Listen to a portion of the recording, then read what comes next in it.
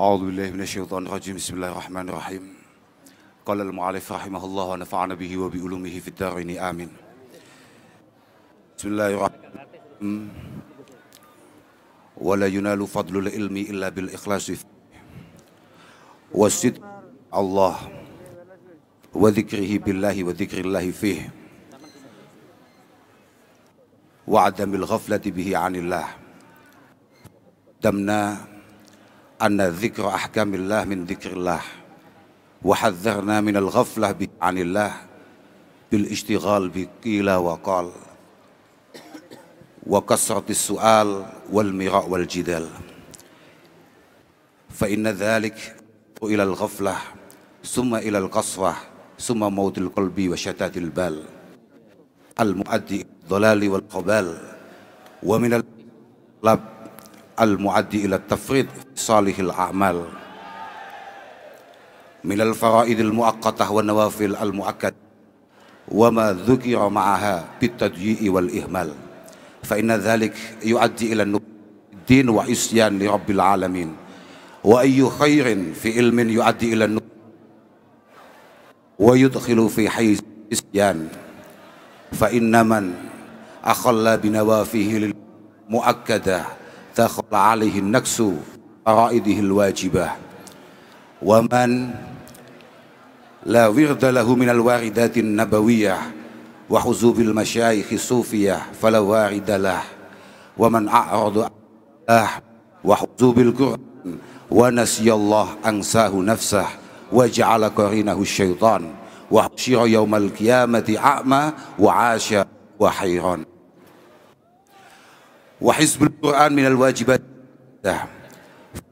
حق كل قارئ مراعاة حفظه فإنه سريع الانفلات ونسية سورة بل آية منه من أعظم السيئات وهو ديوان الدين وأصل كل نور وهدى وعلم وبيان فلا يغتر من سمع ما ورد في فضل العلم فاجتهد به وأهمل هذه المهمات والأعمال التي بها قوام القلب وحفظ الإيمان وأما من في فهمه بلادة فليصرف بقية زمانه إلى الإبادة أو غيرها مما فيه ثواب من نفع المسلمين وخدمة أهل الدين ولو بالاكتساب لما هو واجب أو مندوب من الأسباب فليغتنم العاقل جوهرة عمره العزيز فإن الذرة منه رخيصة بألف درة فمن لم يشغل ساعته بالخير ويصبر نفسه مع الذين يدعون ربهم بالغداة والعشي يريدون وجهه شغلته نفسه بالشر وذهب عمره في البطالة والتواني حتى تهجم عليه المنية وهو في التسويف والأماني وبالله التوفيق وهو المستعان. بالله التوفيق وهو المستعان. الحمد لله الذي بفضله جمعنا وإياكم في صبيحة هذا اليوم في بيت من بيوته. Alhamdulillah yang mengumpulkan kita dengan anugerah darinya di salah satu rumah-rumahnya. Muta'arridina li nafahatih. Kita hadir di sini untuk mencari anugerah dan pahala dari Allah. Wa mutalaqqina li rahmatih.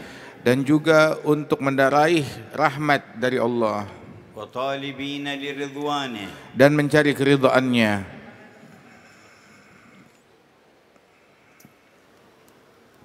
والدخول في دائرة أمانه dan kita dapat masuk di dalam lingkaran keimanan. Lahul hamdu wal minna. Untuk Allah Ta'ala segala puji syukur kita. Ja'ala al-ghuduwa wal rawaha ila al-masjidi mujiban linuzulin ay dhiyafatin fil jannah. Allah Ta'ala jadikan kedatangan dan berpagi-pagi menuju masjid sebagai penyebab mendapatkannya seseorang di surganya Allah hidangan. Bisyahidi qawli nabiyhi sayyidi ahli al-fitnah. Sebagaimana disabdakan oleh pemimpin para nabi-nabi, Nabi besar Muhammad SAW. Al-ismati min kulli fitnah. Yang mana ucapan beliau adalah penyelamat dari segala macam bentuk fitnah. Man ghada ila al-masjid aw raha a'adda Allahu lahu nuzulan fil jannati kullama ghada aw raha. Beliau bersabda, barang siapa yang pada pagi hari atau pada petang hari berjalan menuju ke masjid, maka Allah Ta'ala jadikan baginya hidangan besok di surga tiap kali dia pergi ke masjid.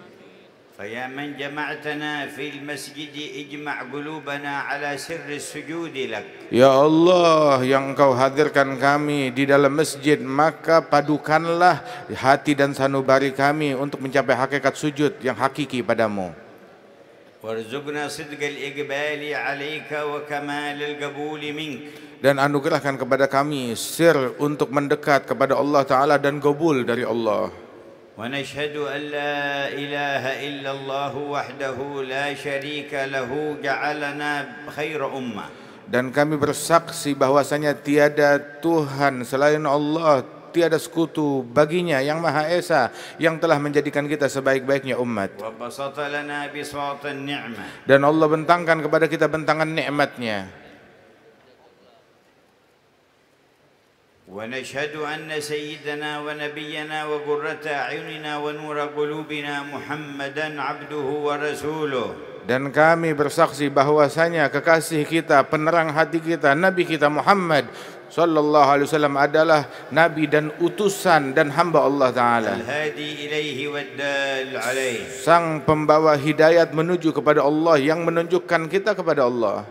أكرم الخلق عليه وأعظمهم منزلة لديه. Makhluk yang paling mulia di sisi Allah, yang paling agung derajatnya. ختم به النبيين. Dengan Nabi Muhammad, beliau dijadikan penutup sekalian Nabi, وجعله سيد المرسلين. dan dijadikan sebagai penghulu para rasul. وجعلنا حظه من الأمم وجعله بالفضل العظيم حظنا من الأنبياء. Allah Ta'ala jadikan kita sebagai jatahnya Rasulullah dari sekalian umat, dan Allah Ta'ala dengan anugerahnya menjadikan Nabi Muhammad sebagai jatahnya kita, nasib kita dari sekalian nabi-nabi dan rasul. قال لنا من صلى الصبح في جماعة ثم قعد يذكر الله تعالى في مصلاه حتى تطلع الشمس ثم صلى ركعتين أو أربع انصرف إلى بيته بحجة وعمرة تامة تامة تامة. Beliau Nabi Muhammad bersabda, barang siapa yang sholat subuh berjamaah, kemudian duduk di musallanya sampai terbit matahari berzikir kepada Allah, kemudian dia sholat 2 rakaat atau 4 rakaat setelah terbit matahari,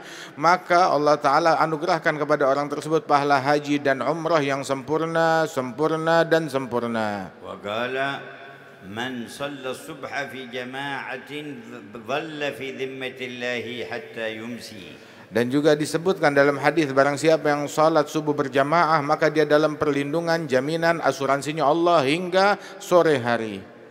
اللهم صل وسلم على هذا العبد المصطفى المختار سيدنا محمد. Ya Allah, limpahkan salawat dan salammu kepada hambamu Nabi besar Muhammad, Nabi pilihan, وعلى آله وأهل بيته الأطهار. serta tercurahkan terhadap keluarganya dan para ahli baitnya yang suci, وأصحابه الصادقين الأخيار. dan para sahabat-sahabatnya yang memiliki kesungguhan, manusia-manusia terpilih, ومن والاهم واتبعهم وعلى منهجهم سار. dan orang-orang yang membela Nabi Muhammad dan juga berjalan mengikuti jejak Nabi Muhammad, وعلى آله وعلى آبائه وإخوانه من الأنبياء والمرسلين معادن الأنوار والأسرار. dan tercurahkan salawat dan salam tersebut kepada segenap saudara dan leluhur Rasulullah dari kaum nabi-nabi dan para rasul, وعلى آلهم وصحبهم وتابعيهم.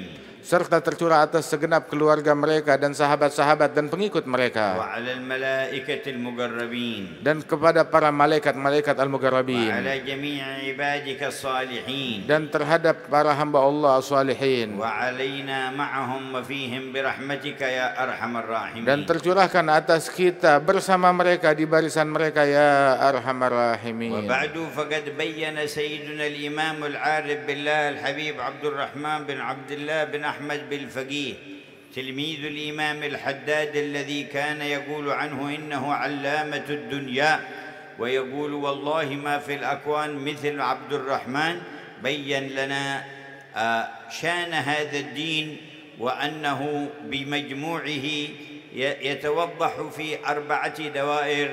الدائرة الأولى دائرة الإسلام والإيمان، والدائرة الثانية دائرة العلم والبيان، والدائرة الثالثة دائرة الإحسان، والدائرة الرابعة دائرة العرفان. Alhamdulillah, kemudian telah disebutkan di dalam kitab ini yang ditulis oleh Imam Allamatuddin Al-Habib Abdurrahman bin Abdullah Al-Faqih, yang mana beliau adalah murid kepada Imam Abdullah bin Ali Al-Haddad, yang mana guru beliau Al-Habib Abdullah Al-Haddad menamakan memberikan julukan Allamatuddin kepada sang penulis ini. Dan dikatakan, gurunya berkata kepada dia, demi Allah, di masa ini di dalam keilmuan tidak ada orang yang memiliki keilmuan sekali bersahabat Al-Imam Abdurrahman bin Abdullah Al-Faqih. Dan sesungguhnya beliau menyebutkan di dalam kitab ini perkara-perkara agama itu yang memiliki 4 lingkaran. Yang mana lingkaran yang pertama adalah lingkaran Islam dan iman. Lingkaran yang kedua adalah lingkaran ilmu dan bayan. Lingkaran ketiga adalah lingkaran ihsan. Kemudian lingkaran yang keempat yang adalah lingkaran irfan.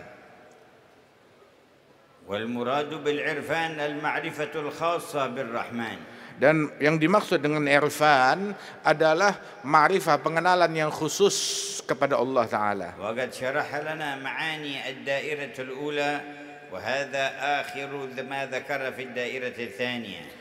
Dan telah dijelaskan oleh beliau penjelasan dari lingkaran pertama Islam dan iman, dan yang dibaca barusan adalah penutup daripada bahasan tentang lingkaran yang kedua, ilmu dan bayan. تحدث عن العلم النافع وما يتعلق بالدين منه، وهو 5 أنواع: علم الإسلام الذي هو علم الأحكام، وعلم الإيمان الذي يقال علم العقائد، وعلم الإحسان الذي يقال له التصوف، وعلم الفقه وعلم الكتاب، وعلم السنة، وعلم الآلات التي تعين على فهم الكتاب والسنة. Dan dijelaskan di dalam lingkaran ini oleh beliau tentang ilmu-ilmu yang bermanfaat, yang mana ilmu-ilmu yang bermanfaat itu terbagi menjadi 5 bagian. Yang pertama adalah ilmu tentang Islam, yakni tentang hukum-hukum Islam yang terkandung di dalam Islam. Dan yang kedua adalah ilmu tentang iman, yakni maknanya tentang akidah di dalam keyakinan kita dalam agama Islam ini. Dan yang ketiga adalah tentang ihsan atau dikenal ilmu tasawuf. Yang keempat adalah tentang Alkitab dan tentang sunnahnya Rasul sallallahu alaihi wasallam. Dan ilmu yang kelima adalah alat untuk mendekatkan kita kepada pemahaman dalam menyelami itu semua. وذكر أن من كان له فهم وقاد ينبغي أن يتسع في هذه العلوم. Dan disebutkan oleh beliau, barang siapa yang memiliki kecerdasan yang kuat, maka silahkan diperkenankan dan dianjurkan oleh beliau untuk mengambil ilmu ini dengan sebenar-benarnya, secara luas. Namun dengan syarat keikhlasan, dia menuntut ilmu itu semata-mata untuk mencari ridha-Nya Allah. مزجها بذكر الرحمن تبارك وتعالى فيذكر الرحمن بها ويذكر الرحمن فيها. Dan juga dicampur ilmu tersebut dengan adonan zikir kepada Allah Ta'ala hingga dia berzikir kepada Rahman, dan Rahman membanggakan dan menyebut orang tersebut. وعنايته بالعمل بمقتضاها. Dan juga hendaknya dia perhatian tentang perkara mengamalkan ilmu yang sudah dia pelajari. وبذلك قال لنا فيما قرئ الآن ولا ينال فضل العلم إلا بالإخلاص فيه. Karenanya itu barusan dibacakan, kemuliaan ilmu, fadilah ilmu tidak diraih kecuali dengan ikhlas di dalam mencarinya. والإخلاص متأكد خصوصا في علوم الدين. Dan ikhlas itu adalah sesuatu yang pasti, yang absolut, terutama di dalam perkara ilmu agama. وأما علوم الدنيا فمن أخلص فيها وسخرها لخدمة الدين فهو بها يقرب من الله تعالى وينال الثواب، ومن قصد بها تحصيل شيء من الأغراض والمتاع الفاني فلا إثم عليه ما دام يحصل ذلك بطريق حلال. Adapun ilmu dunia, maka barang siapa yang mencarinya dengan tujuan untuk mendekatkan diri kepada Allah Subhanahu wa taala, memberikan manfaat dan kebaikan di tengah-tengah masyarakat, maka dia pun mendapatkan pahala yang besar dari Allah Subhanahu wa taala. Namun barang siapa yang mencarinya dengan tujuan hal-hal duniawi, maka hal tersebut bukanlah sesuatu yang mengandung dosa. أما علوم الدين فيجب تنزيه القصد فيها. Namun ilmu agama harus murni diperuntukkan dengan ikhlas semata-mata untuk mencari ridhonya Allah saja. فلا يقصد بها جاها ولا سمعة ولا ظهورا بين الناس. Enggak boleh dicampur untuk mencari kedudukan atau harta atau popularitas di kalangan manusia. ولا تحصيل الأموال ولا الوصول إلى الإمارات. Atau dengan tujuan mencari ilmu agama untuk mendapatkan harta yang banyak atau mendapatkan kekuasaan. وقد حذر النبي صلى الله عليه وسلم من الانحراف في المقاصد عند أخذ علوم الشريعة. Nabi Muhammad telah memberikan peringatan jangan sampai menyeleweng, menyimpang di dalam maksud dan tujuan dan keikhlasannya ketika mencari ilmu syariat. وجاءنا في الحديث عنه صلى الله عليه وسلم بالسند الحسن لا تطلب العلم لتماروا به السفهاء ولا لتنافسوا به العلماء ولا لتصرفوا به وجوه الناس إليكم فمن فعل ذلك فالنار النار. Beliau mengatakan jangan mencari ilmu dengan tujuan untuk mendebat orang-orang yang bodoh ataupun juga untuk bersaing kepada para ulama, dan barang siapa yang mencari ataupun juga untuk mencari popularitas di kalangan manusia, barang siapa yang melakukan hal yang demikian dengan ilmunya, maka baginya neraka, neraka dan neraka. وقال في الحديث الصحيح الآخر من طلب علما مما يبتغى به وجه الله لا يتعلمه إلا ليصيب به عرضا من الدنيا لم يجد عرف الجنة يوم القيامة. Dalam hadis yang lain Nabi mengatakan barang siapa yang mencari ilmu agama yang seharusnya dicari karena Allah Ta'ala, tetapi dia mencarinya semata-mata untuk meraih keuntungan duniawi saja, maka orang yang semacam ini tidak akan mencium aromanya surga. فأول ما يلزم فيه الإخلاص لوجه الله. Maka yang paling pertama di dalam menuntut ilmu yang terpenting adalah ikhlas semata-mata karena Allah. قال والصدق به مع الله. Dan kesungguhan bersama Allah Ta'ala, kepada Allah.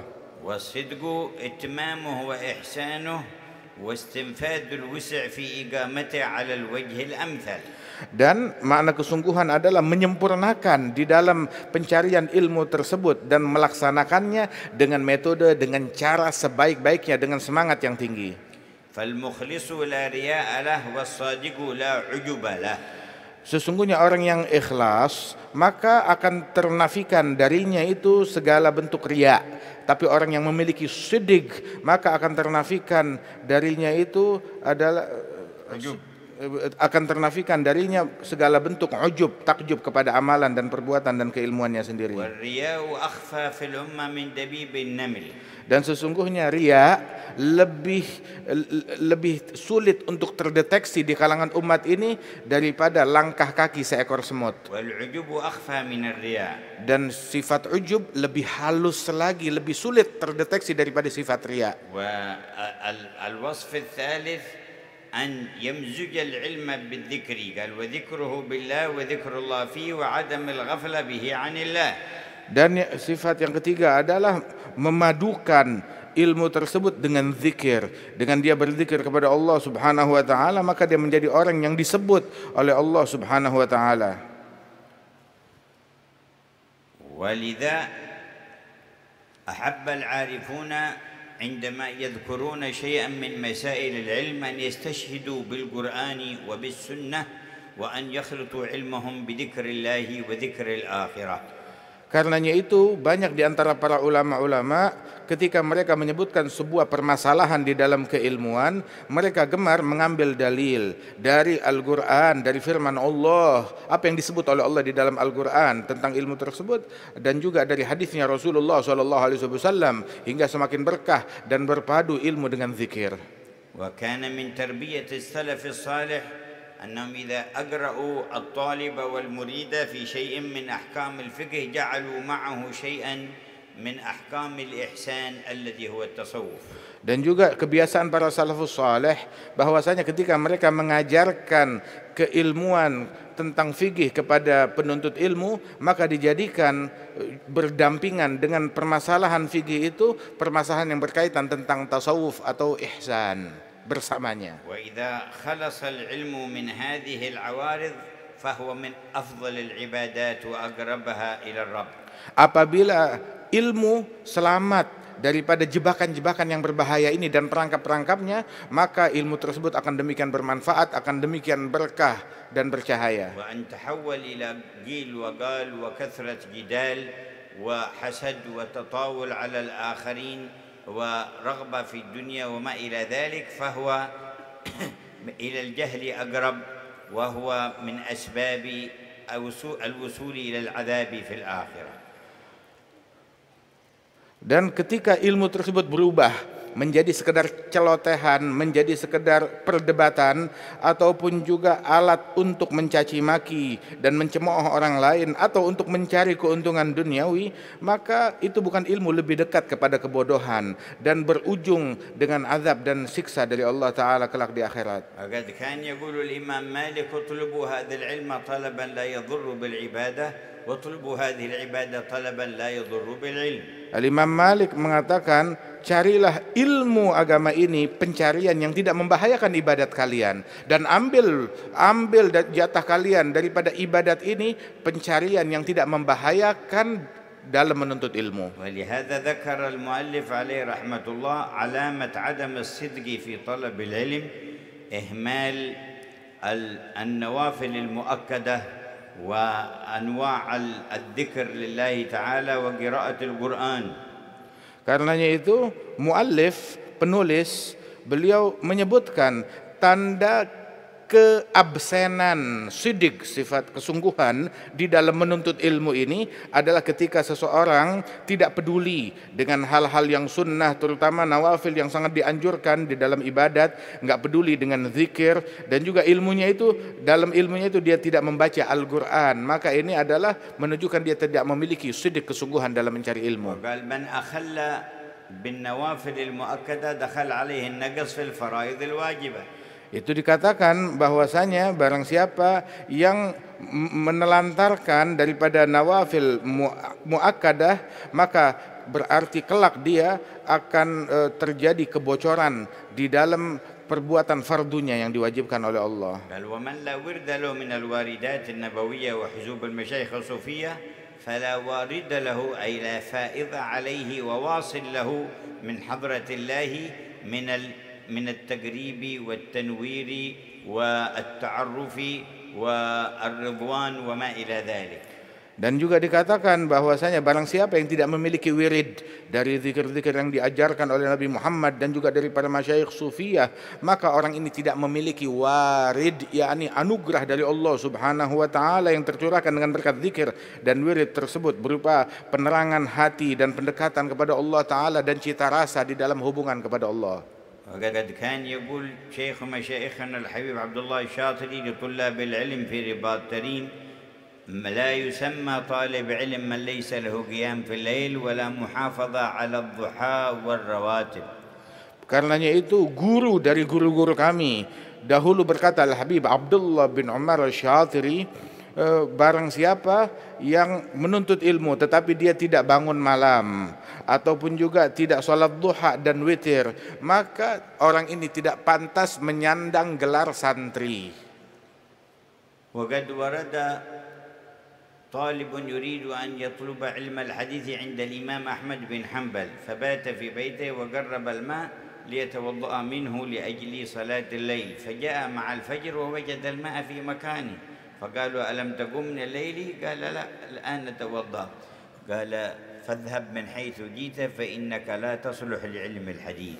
Ada seorang pencari ilmu, dia mau nyantri kepada Imam Ahmad bin Hanbal, mau belajar ilmu hadis kepada Imam Ahmad. Kemudian bermalam di rumahnya Imam Ahmad. Di malam pertama disediakan air untuk diambil wudhu. Maka begitu azan subuh, Imam Ahmad masuk ke ruangan tersebut, didapati airnya masih penuh. Orang ini baru bangun, dibilang, kamu nggak bangun malam? Dibilang, sekarang saya baru mau wudhu. itu udah azan subuh. Maka selesai itu semua Imam Ahmad bilang kalau begitu kamu pulang lagi, sebab orang semacam kamu yang tidak bangun malam enggak pantas, tidak layak untuk menuntut ilmu hadis ini. وقد وفد بعض الوفود إلى المدينة عند النبي صلى الله عليه وسلم فكان أيامهم في المدينة يأتي إليهم كل ليلة بعد العشاء. Dan datang sekelompok rombongan pelancong berkunjung ke Madinah kepada Rasulullah SAW. Mereka datang berziarah di zamannya Nabi Muhammad. Maka Nabi Muhammad selalu mengunjungi mereka setiap malam sehabis salat Isya.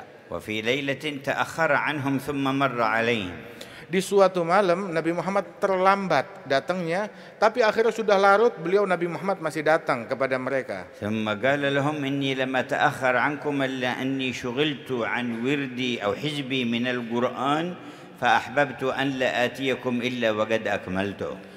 Nabi mengatakan, menginfokan, sesungguhnya aku ketika terlambat datang kepada kalian karena aku sibuk dengan wirid Al-Quran yang aku baca.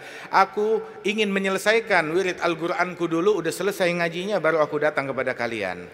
ولهذا قال وحزب القرآن من الواجبات المؤكدة. Karenanya itu dikatakan bahwasanya hizb Al-Quran itu termasuk adalah keharusan dan kewajiban yang sangat dianjurkan. وإن تزين باطن طالب العلم بحفظ القرآن كله فذلك أكمل. Apabila batin seorang santri dihiasi dengan hafalan Al-Quran secara seutuhnya, maka itu lebih sempurna lagi dan lebih baik. فمن حفظ القرآن فقد أدرجت النبوة بين جنبي غير أنه لا يوحى إليه. Barang siapa yang telah hafal Al-Quran, maka dia telah diberikan singgasana kenabian, akan tetapi tanpa diwahyukan oleh Allah Subhanahu wa taala. ولا تأكل الأرض جسد حافظ للقرآن غير غال فيه ولا متجاف عنه. Dan orang yang hafal Al-Quran, maka jasadnya tidak akan dimakan oleh bumi, tidak akan lapuk manakala dia menghafal Al-Quran dan juga tidak meninggalkan kajian-kajian Al-Quran tersebut. وإن حفظ كل أو بعض فعليه أن يتفقد ما حفظه لأنه يتفلت من صدور الناس. Apabila dia baru hafal sebagian daripada Al-Quran tersebut, maka dia harus mengulang-ulangnya, jangan sampai hilang, sebab Al-Quran itu hafalannya sangat mudah hilang. وقال ونسيان سورة بل آية من أعظم السيئات. Dan dikatakan melupakan satu surat, bahkan melupakan satu ayat Al-Quran termasuk kejahatan yang paling dahsyat. وقد قال صلى الله عليه وسلم عرضت علي أعمال أمتي فلم أرى ذنبا أعظم من آية أو سورة أوتيها رجل من أمتي فنسيها. Nabi Muhammad SAW beliau bersabda, disodorkan kepadaku, dilaporkan kepadaku amalan-amalan umatku, maka aku dapati di antara amalan dan kejahatan mereka itu tidak ada kejahatan yang lebih dahsyat, yang lebih jelek daripada ketika salah seorang mereka hafal ayat Al-Quran kemudian dia lupakan ayat atau surat tersebut. وقال عن القرآن هو ديوان الدين وأصل كل نور وهدى وعلم وبيان. Dan disebutkan bahwasanya Al-Quran adalah diwan daripada agama ini dan sumber dari semua hidayat yang diturunkan oleh Allah dan penjelasan. قال سيدنا الإمام الحداد وواظب على درس القرآن. Imam Al-Haddad mengatakan rutinkan selalu membaca dan tadarus Al-Quran. فإن في تلاوته الإكسير. Sebab di dalam tilawah Al-Quran itu adalah ramuan dan obat. والشرح للصدر. Dan melapangkan, menenangkan, menenteramkan hati. تدبر معانيه ورتله خاشعا. Renungi makna yang terkandung di dalamnya dan bacalah dengan khusyuk. تفوز من الأسرار بالكنز والذخر. Agar engkau berhasil mendapatkan asrar yang terkandung di dalam di balik ayat-ayatnya. وكن راهبا عند الوعيد. Dan ketika kamu membaca ayat yang berisi ancaman dari Allah Ta'ala, maka jadilah kamu membacanya dengan rasa takut. وراغبا إذا ما تلوت الوعد في غاية البشر. Dan saat kamu membaca ayat yang di dalamnya nikmat dan anugerah Allah, engkau membacanya dengan berharap dan obsesi yang besar akan anugerah tersebut. ألا إنه البحر المحيط وغيره من الكتب أنهار تمد من البحر. Ketahuilah bahwasanya Al-Quran adalah samudra yang demikian luas. Adapun kitab-kitab yang lain ibaratnya sungai-sungai yang bercabang daripada samudra tersebut. والذي ليس عنده اتساع في الفهم لأخذ العلم فيأخذ الواجب عليه وما قرب منه ثم يصرف وقته في ما فيه الثواب من أنواع العبادات والسعي في المصالح الناس. Dan dikatakan bahwasanya seseorang yang tidak memiliki kecerdasan yang mumpuni di dalam mencari ilmu, maka silakan gunakan umurnya yang berharga tersebut untuk pertama mengambil keilmuan yang wajib yang dia pelajari dulu. Kemudian sisanya dia gunakan untuk melakukan hal-hal terutama yang bisa memberikan manfaat kepada manusia lain. فإن السعي في مصالح المؤمنين من أعظم ما يقرب إلى رب العالمين. Sebab berupaya di dalam membantu kemaslahatan kaum mukminin itu termasuk adalah salah satu pahala dan proses pendekatan kepada Allah yang sangat tinggi. وكان سيدنا عبد الله بن المبارك عليه رضوان الله تعالى يقول لولا هؤلاء العلماء الدعاء إلى الله ما اتجرت ولا اشتغلت بالتجارة وإنما يتجر من أجل أن ينفق على العلماء. Al-Imam Abdullah bin Mubarak rahimahullah, beliau mengatakan kalau bukan karena mereka, yakni para ulama dan para pendakwah dan para salihin tersebut, niscaya aku tidak akan berbisnis mencari dunia ini. Namun aku berbisnis mencari dunia ini adalah untuk menyantuni mereka, membantu mereka agar mereka fokus di dalam pencarian ilmu dan dakwah mereka. وكان من تلامذته إسماعيل بن إبراهيم والد سيدنا الإمام البخاري. Dan di antara murid Abdullah bin Mubarak adalah Imam Ismail bin Ibrahim bin Bardizbah al-Bukhari yang merupakan ayah dari sahibus sahih hadzal Imam al-Bukhari.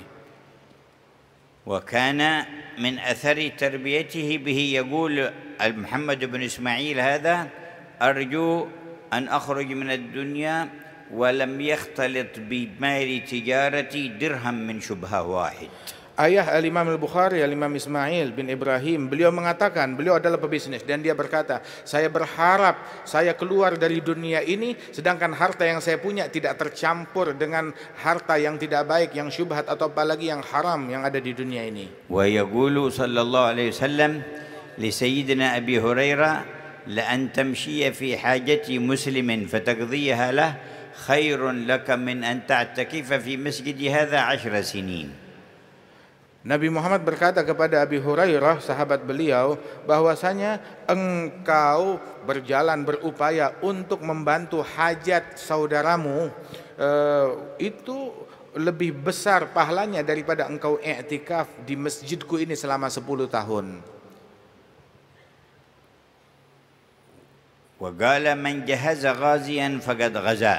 Dan di dalam hadis, barang siapa yang membiayai, menyiapkan pembiayaan untuk seorang yang mujahid di jalannya Allah, maka dia sama, dia telah seperti berghazwa atau berjihad di jalannya Allah. كذلك الثواب العظيم في كفالة اليتيم. Begitu juga pahala yang besar yang terkandung di dalam menyantuni atau merawat anak yatim. ولا ينقص عن هذا الثواب كفالة طالب علم ترجى نجابته مخلص لوجه الله تعالى أو معلم داع إلى الله على بصيرة. Dan juga termasuk juga yang pahalanya besar adalah bagian daripada itu semua ketika menyantuni seorang santri yang sungguh-sungguh belajar menuntut ilmu agama, mendekatkan diri kepada Allah Ta'ala, atau menyantuni seorang pengajar ilmu agama yang dengan dia menyantuni orang-orang yang semacam ini pahalanya sangat besar di sisi Allah Ta'ala. فيكون له لكل من ساعده فيكون لكل من ساعده مثل أجره فيما يتعلم ويعلم. Maka ketika dia membantu santri, dia dapat pahalanya santri. Ketika dia membantu ustadz, dapat pahalanya ustadz. Yang membantu siapapun juga, dia mendapatkan pahala daripada profesi kebaikan orang tersebut. ثم حث على اغتنام جوهرة العلم العزيز العمر العزيز. Kemudian penulis menganjurkan kepada para pembacanya untuk mengambil kesempatan di dalam menjaga umurnya yang sangat mahal umur itu. وقال أن الذرة من العمر لا تساويها ولا تكون في ثمنها 1000 درة بل هي رخيصة أمام 1000 درة من درر المتاع الفاني. Dan dikatakan bahwasanya setitik atau sedetik daripada umurmu itu lebih mahal, lebih berharga daripada 1000 berlian. Sungguh 1000 berlian itu terlalu murah dibandingkan sedetik daripada hidup kita. وكان الإمام طاهر بن حسين وأخوه الإمام عبد الله بن حسين أيام طلبهما العلم يقول له لا نحب أن نضيع أوقاتنا إني أرى وقت الأكل يضيع علينا فكيف نفعل؟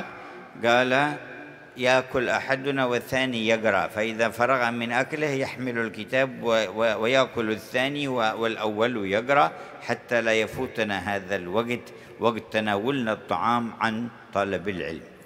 Al-Imam Abdullah bin Husain bin Tahir dan juga kakak beliau Al-Habib Tahir bin Husain bin Tahir, saat mereka menuntut ilmu, belajar ilmu agama, mereka itu mendapati sebuah kendala. Kendala mereka adalah kita nuntut ilmu dan kita perlu makan. Namun kalau kita makan, sungguh kita rugi besar, waktu kita hilang begitu saja. Lantas apa solusinya? Solusinya adalah gini. Yang satu makan, saat dia makan, salah satu dari kita membacakan daripada kitab-kitab ilmu murojaah di hadapan dia. Jadi sambil makan dia dapat murojaah. Dan ketika dia sudah selesai gantian, yang tadi baca makan, yang tadi makan membaca, sehingga tidak kehilangan momen-momen berharga dalam mencari ilmu tersebut. Wa qala sallallahu alaihi wasallam laysa yatahassaru ahlul jannati fil jannati ala syai' illa ala sa'atin marrat bihim lam yadhkurullaha fiha. Dan Nabi Muhammad SAW beliau menyatakan bahwasanya penghuni surga tidak menyesal masuk surga kecuali penyesalan mereka terhadap berlalunya satu saat mereka lalui di dunia ini tanpa berzikir kepada Allah di dalamnya.